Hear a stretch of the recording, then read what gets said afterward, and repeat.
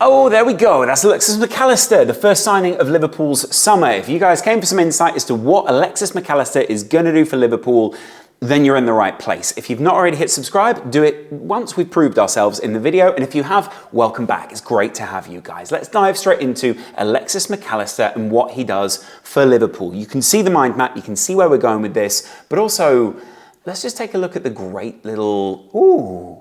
Look at the way the shirt's revealed. Look at the way the numbers revealed. Look at the way the players revealed. They're at the AXA. All of these things are great for a summer signing. It is good to see Alexis McAllister in a Liverpool shirt. We knew it from a couple of days ago. We had Fabrizio Romano completely all over this for days now, where he's, they've signed him for however much. 35 million is what it is believed that Liverpool have signed Alexis McAllister for, which in the modern market is, I don't want to say a steal, but is a very good price. It's clearly a release clause around here, and it's clearly that it's quite clear that Liverpool wanted to trigger that. But what it also shows is an element of Alexis McAllister wanting to come to Liverpool. A top-tier signing, and I'd call him like entering the top tier. His potential is extremely high. He's still very young, and he's still a player that I believe a lot of clubs in Europe were probably looking at and going, you know what? We really want this guy. So the fact he's chosen Liverpool when Liverpool didn't quite make Champions League football, when Liverpool did get into just the Europa League, when Liverpool possibly have missed out on some other signings this summer, we'll talk about that in a little while, is a good thing for Liverpool. He's Argentinian. Let's look at the history of Argentinians at Liverpool. Some of you may remember, some of you may not remember Mauricio Pellegrino, signed under Rafa Benitez as kind of a temporary stopgap until Liverpool could find another centre-back they actually wanted. A great Liverpool signing at the time. I think it was like a 5-6 months loan. He then went back to Valencia, of course. Rafa Benitez was Valencia manager. Emiliano Insua, that's actually not his picture there. And if it is, he looks very different. He was also pretty decent Liverpool left-back. Never really set the world alight, but, Javier Mascherano, incredible Liverpool player, took on numbers that could possibly have been Alexis's number at one point, number 20, obviously where's that for Argentina, and he was did he play 20? Played 20, yeah, because Emiliano was number 22, and he was fantastic, Liverpool legend, by the way, at this point, a fantastic midfielder, possibly some comparisons there, but he was much more defensive than Alexis. Sebastian Leto, signed for Liverpool, never quite made it. I think there was issues like a work visa or something at some point. Didn't ever quite work out. Maxi Rodriguez, great Liverpool player, Liverpool legend, has now gone back to South America. And Alexis McAllister in the modern era is, of course, another great, he's a great player, but Liverpool now signed him. He's just under midfielder. That's what I like about him. Of course, he's taken number 10, which is interesting. He could have taken the number 8. I think in his opening interview, he said he could have taken that, but of course it comes with a lot of weight. The Steven Gerrard weight, of course. But number 10 also comes with a lot of weight for Liverpool as well. Some incredible creative players down the years, and also just some incredible history behind that number. Mane was one of the most recent players to wear it. And what I want to acknowledge very quickly is that this possibly shows where Liverpool are going this summer. Now, what it probably means is that there is no huge player that plays at number 10 coming in for Liverpool, because they've given this to Alexis McAllister. But it also shows, are we looking at Liverpool having gone from that kind of winger type Mane, who wore the number 10, to Liverpool having this more midfield centric type approach? Because of course Alexis McAllister is a midfield player, and whilst he is good at attacking, he plays in good attacking positions. You get what I'm saying, you get where I'm going with that. Kind of enjoy the Liverpool imagery. I quite like it, quite sort of contrasty, quite modern, not like, sold on it, but Vamos Alexis is nice. And at the same time, I like the little use of the sun, the Argentinian flag. It's nice. Of course, Liverpool have missed out on Jude Bellingham this summer. He has gone to Real Madrid, or is allegedly going to be announced for Real Madrid in the coming days. Liverpool may be preempting this, wanted to get their announcement of the signing out of the way so that when someone like Jude Bellingham signs, they can salve their wounds, shall we say, by saying, well, we've got another plan. And I want to take you through that plan right now, all right? Let's go through some of what Alexis brings to Liverpool. First of all, we go back to Bellingham. A huge part of what Bellingham would have brought to Liverpool would have been mentality. It would have been the way that Liverpool wanted to play, would have been going into this new era. And when I say new era, I mean they would have wanted to pass over between Milner, Henderson, even Fabinho, even Thiago. All these guys are bringing a huge part of the mentality to the midfield. Jude Bellingham would have been a huge part of motivating the players around him. Now, whether that would have happened or not, what he would have learned from Hendo, what he would have learned from all these other people is Fugazi, it's Fugazi. It doesn't matter at this point. I mean, it kind of matters, but it doesn't. What those guys will now pass on to the Mac Allister types, what those guys will pass on to other players that sign for Liverpool, who we'll go through in a little while, is going to be interesting. Jude would have been a huge part of Liverpool's dressing room, and it's clear they've moved on from that. I wonder whether relationships or relations soured between Liverpool and Jude Bellingham when Real Madrid entered the race. Liverpool were never going to get him for a cheap price. They were never going to get him for wages which seemed even maybe reasonable. But he's gone to Real Madrid, and that is what it is now. So Mac Allister is a part of a wider set of rebuilding Liverpool at this point, rebuilding the mentality, bringing in people who are tough out on the field, people who can be enforcers, people who can stamp Liverpool's impression but also identity onto the midfield, and also the way that Liverpool want to play. Jude Bellingham would have been a big part of that. Mac Allister is going to be a big part of that. He seems like quite a mild-mannered guy. He seems like the kind of guy who's easy to get along with, but he also seems like the kind of guy who's horrible to play against. And I've taken some of his heat maps as to what it is that Liverpool are trying to achieve with him when we're trying to work that out. Now, there is a Manchester United one here. This is his average position. I kind of want to go through the positions, but let's just talk about it very quickly, right? I've taken this one without the heat map. This is him versus Manchester United late on in the season. We know how well Brighton played up against big clubs, but look how deep he is there. And this is kind of why it's a bit of a confusing signing for Liverpool. Where is he going to play? Is he going to be a deeper part of a double pivot, or just part of a deeper two? I don't even want to call it a double pivot at this point because it doesn't operate that way. But is he going to be a deeper part of a box for Liverpool, like he played against Manchester United? Possibly, he didn't really play as part of a box against Liverpool. He played as weirdly, like almost more of part of a diamond there, which is pretty interesting. I'll be interested to look at that in a second in the areas of where Liverpool can play him. Look at where he played against Arsenal as well. Really deep. The arrow is going up on this screen, so he played very deep alongside Caicedo. And the same when he played against Everton. He played further forward, right? This is interesting. Played further forward, and his average touches were very far forward for Brighton, and they kept getting caught on the break. They clearly missed him and obviously a couple of other players at the base of that midfield. They got caught out multiple times there. But interesting to see how he was deployed under De Zerbi. And then here he is in the win against Manchester United, right? So all of those are going to show us that he is an adaptable player who can play effectively in the 10 role, but can also play as part of an 8, as part of a 6, as a double in the base of the midfield. All of these things are fascinating. How does that fit into Liverpool's midfield? Well, let's also look at what he does on the international stage. Don't forget now, the only game that Argentina lost at the World Cup, he wasn't part of. And then after that, he was kind of mirroring whatever it was that Messi was doing. So you can see in the average positions here in the final, he was quite advanced, one of maybe 4 more advanced players for Argentina, but obviously they lost that final, but you still get the point, like it was a really well fought 3-all. Messi was a huge part of that, but here he is. Look, he's basically playing as a 10, or one of 2 10s. We kind of lost the 10 role in the modern era, right? And it's kind of fascinating to see what a 10 does for any team. Liverpool haven't really played with the 10 for quite a while because they got that midfield 3 that was so fixed, and then the 2 kind of inside forwards that weren't really 10s. They were advanced playmakers, but in an almost like more intense fashion, so it's not really a 10. You then obviously see him against Croatia as well, really advanced, probably listed as a 10, but could be listed as an inside forward, especially when you look at his heat map there. Like, he's almost a winger type. This gives Liverpool a lot of adaptability. A lot of what Pep Lingers wants is adaptability, the ability to surprise the opposition, the ability to make Liverpool a more adaptable team, which is what they've really struggled to do later on in the season. When they actually had a bit more arguably positionalism, where the players knew exactly where they were playing, the team looked a lot more comfortable, because that is what they've done in recent years under Klopp. It was a very structured 4-3-3 that had a lot of plays in there.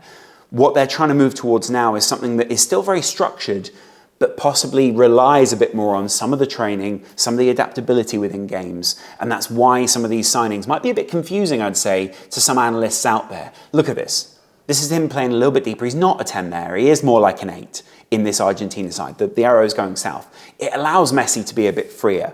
Could you see Salah being a Messi type there, playing off a number 9, this 9 being maybe a Cody Gakpo, someone like that. We'll go through all of that in a second. And that plays into the formation that Liverpool were looking to finish the season with. That's way too big.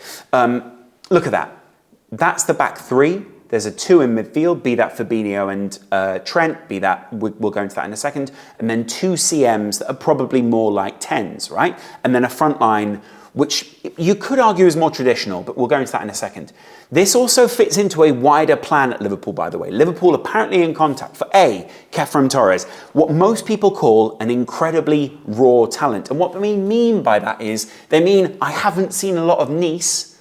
They also mean, I haven't seen a lot of international football recently. And they also mean, he doesn't track back. And also, he's bad at pressing.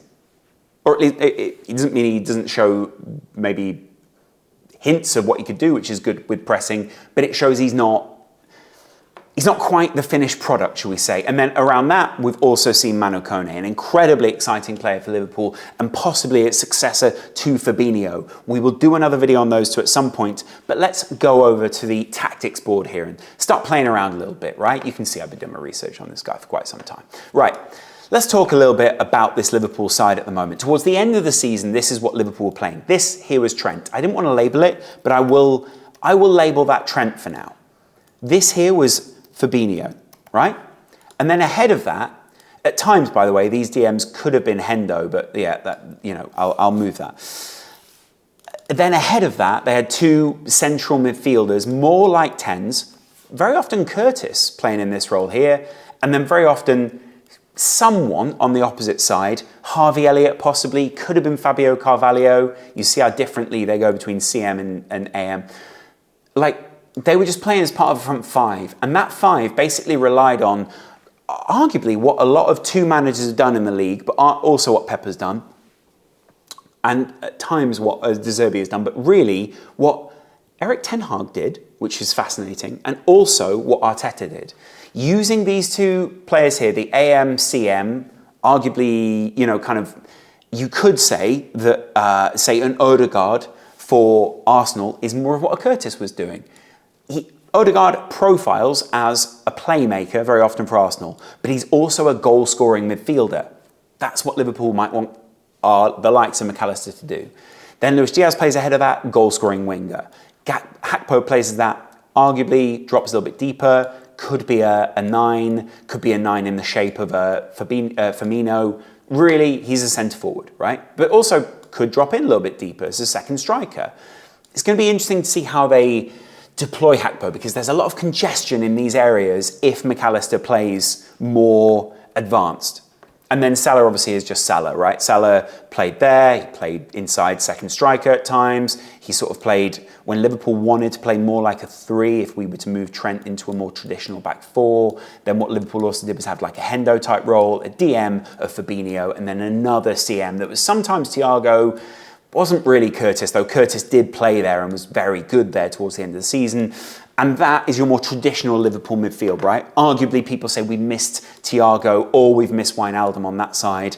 And also that Henderson, very highly serviceable and arguably in the new role, better than serviceable. But this is a role that Liverpool need to look at, right? Let's put them both back to AM. Let's put Trent inside again. Let's put Fabinho there. This doesn't solve a lot of Liverpool's problems. It's still a very high risk, high reward, but high risk formation for Liverpool. Andy Robertson is not a left centre-back, but he is incredibly good at defending, right? He's incredibly good at also covering his own role. But he was really playing as left midfielder, left wing-back on the heat maps towards the end of the season. That left Virgil van Dijk. No player in world football can play alone in a midfield like that, right? It left Van Dijk exposed, and then people began to go, oh, well, Van Dijk's not very good, Van Dijk is rubbish. Shut up. Just shut up. He's lost it, blah, blah, blah. Konate was playing as an incredibly aggressive man marker and duelist out there, which left Trent more able to roam and do what he wanted to do, arguably as a centre midfielder, but arguably as a defensive midfielder, right? Fabinho's over here. I'm interested to see whether they play, and I don't think they can because I'm not sure whether Alexis McAllister profiles well there because he needs a destroyer alongside him and Trent is not that. Could it be Fabinho here? Could it be Alexis McAllister there? And then maybe you drop Trent back out wide, and when Alexis pushes on, then Trent comes inside. I'm fascinated to see how Liverpool play. It leaves Liverpool so adaptable in midfield. And the adaptability and the confusing nature of the way that happens is going to be fascinating. Modern sport, and if you look at the NBA, if you look at other team sports such as NFL, run plays. Liverpool didn't have what you would argue were a set number of plays last season where they could play on those because the players were not comfortable in these new positions that Liverpool were trying to fit them into. Now, they weren't trying to, I argued earlier on in the season, they were trying to shoehorn people into certain positions, and arguably that was the case. People didn't look comfortable in those positions. Hendo was still trying to be a leader from right but centre. It was messy at times. They got ripped apart by Manchester United. They actually got ripped apart by an Alexis McAllister and Moise Caicedo midfield. Liverpool are adapting right now. They're changing. They're trying to be amorphous. Alexis McAllister fits perfectly into that. He could play here. He could play here. I arguably couldn't play there, but he could play here. He could play here. And he can also play as part of a three when someone drops a little bit deeper and Trent goes there, and then you've got that there, right? He could also play there. I'm not sure he could quite play there, but if they wanted to play a two and then someone just ahead of that, if you want to be a bit more defensive, he could do that. It allows him to distribute. It allows him to be exciting. It allows him to run onto the edge of a box here and possibly score a goal. Cody Gakpo drops a little deeper. Luis Diaz pushes on, Alexis McAllister pushes on into the middle. He then becomes more of a 10. It's incredibly exciting. It's incredibly adaptable for Liverpool. I'm not just playing Football Manager. I'm telling you what Liverpool can do, right? So you've then got arguably, you could then, you could put like a Luis Diaz there. You could play Alexis McAllister there. And then you've got Robertson coming over the outside, Fabinho sort of covering this area.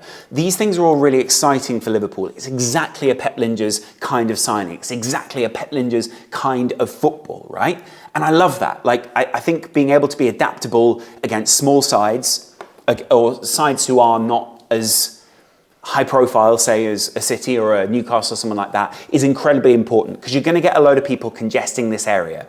Having Alexis McAllister on the edge of the box as a goal-scoring midfielder and Andy Robertson bombing on, Luis Diaz then being able to get really high up and playing as arguably not a centre-forward, more like a second striker, congest those areas, Trent goes into midfield, and Liverpool, whilst they might look exposed at times, have a Van Dijk there who can deal with a lot of balls over the top. Van Dijk was imperious against Arsenal in the second half when Arsenal couldn't get those goals against Liverpool. And the control that Liverpool exerted against Arsenal was purely because Liverpool were so attacking. They really congested these areas. Look at people getting forward. Look at both of Liverpool's really good quality goals, but arguably the goal where they came back was where Salah was getting inside. Trent was pushing on. Like, there were so many attacking players in there, it overwhelmed Arsenal and they weren't expecting that. Yes, it left Liverpool open to the counter, but when you've got someone like Konate, you can do that, who is a good duelist. Liverpool are looking at signing another centre-back. It's going to be interesting to see who that is. It could be another Dutch guy, let's see, right?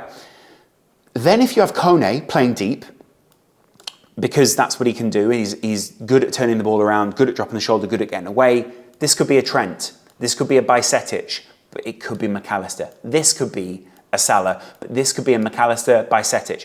Let's see. What I'm saying is, at the moment, we don't currently have an incredible idea of where Liverpool are going with this because it is so amorphous, it is so adaptable, it is so positional versus relationism. It is so exciting how many different roles Alexis McAllister opens up for other people in that Liverpool team because of the adaptability of what he does. Will he drop deep and be alongside Fabinho when Trent wants to wander? Will he be part of a box and a four when, say, he's there, Fabinho's there, Trent is centre midfield, but more like a DM, just distributing. And then just behind that, you've got a couple of other players. It gives Liverpool this intricate nature that they've been looking for quite some time. And then when they want that explosiveness, when they want that goal scoring, when they want people who can cut inside, you've got Luis Diaz, you've got Nunez, you possibly have Khéphren Thuram, not Torres, obviously son of Lilian Thuram. So it's incredibly adaptable. I'm not currently sure whether Liverpool are going to play one consistent formation next season. I think what it does do is it makes it more of the total football that we've been looking for from the likes of Pep Lijnders as a coach. The players, I don't think they rebelled, but I think they didn't like it last season when they started to play that because it left them so open. They felt a bit uncomfortable in those roles and they were looking for more investment in this midfield and in the back line. Van Dijk got hung out to dry a couple of times, not through any fault of his own. He was isolated. Liverpool have been edging towards this for some time. Mac Allister is one of those missing pieces in that. One of those midfielders that allows Liverpool to do that. Because other players can't do that. Thiago is trying to cover a lot of roles. Hendo is trying to cover a lot of roles. Milner is trying to cover a lot of roles. When Liverpool have had more defined roles, when players have felt more comfortable knowing, hey, I don't need to get back in this instance. Hey, I don't need to do X, Y, Z in this instance. It has made Liverpool a better side. Look at that. There's 2 units of 5, but you've got the bridging factor here of Trent. You've got the bridging factor here of Alexis McAllister. You could have, at any one point, central midfielders, 3 central midfielders, and someone just ahead of that. The fact that McAllister can basically play any of these 3, but arguably any of these 4, gives Liverpool such adaptability, such unknowability. His high pressing is fantastic. His pressing in midfield, it basically gives Liverpool such control in a game because they can press so high. And then, we've surprised them. They've turned and Luis Diaz, Nunez, Gakpo, Salah, they're all feeding off this unpredictability is great. It also gives Liverpool an incredibly amount of exciting players. And whilst it might look like there is a lot of congestion and a lot of players who are units within this, which I think is what Nunez was adapting into, which I think is what Gakpo is adapting into and adapted incredibly well, which I think is where we miss Luis Diaz. What I've kept drilling home here is this is exciting for Liverpool right now. This is Liverpool 3.0. And we can't analyse it quite yet because we've not seen it play. But the fact that this looks so messy to me is actually really exciting because it's actually so unpredictable, because it's actually so Klopp and Lijnders in this period. That is exciting to me. I look forward to seeing Liverpool play that one out. And I don't know what you guys think in the comments below. I know we've still got some signings to come. I know there aren't any other huge marquee signings that are currently being rumoured, but if someone says we're going to sign 5 or 6 players this summer, so be it. If we're going to be looking for another centre-back, that changes things for Liverpool. This is a summer to begin a rebuild. Summer followed by a good January of 1 or 2 more players coming in, move a couple of players out who are either ageing or aren't fitting into this new system. That is a rebuild on the fly. And it's arguably what Liverpool have needed for some time now. So let me know what you guys think in the comments below. I look forward to hearing what you guys have to say about A, Mac Allister, but B, what this means for Liverpool's summer, what the indications are, and who's going to be in this side in the long run. Let me know in the comments below, and I'll see you guys in a while. Much love. Don't forget to subscribe if you're not already subscribed. We're on our way to 60k. Can we get 60k? We gained a lot of people the other night. Can we? I look forward to it. Much love. See you guys in a while.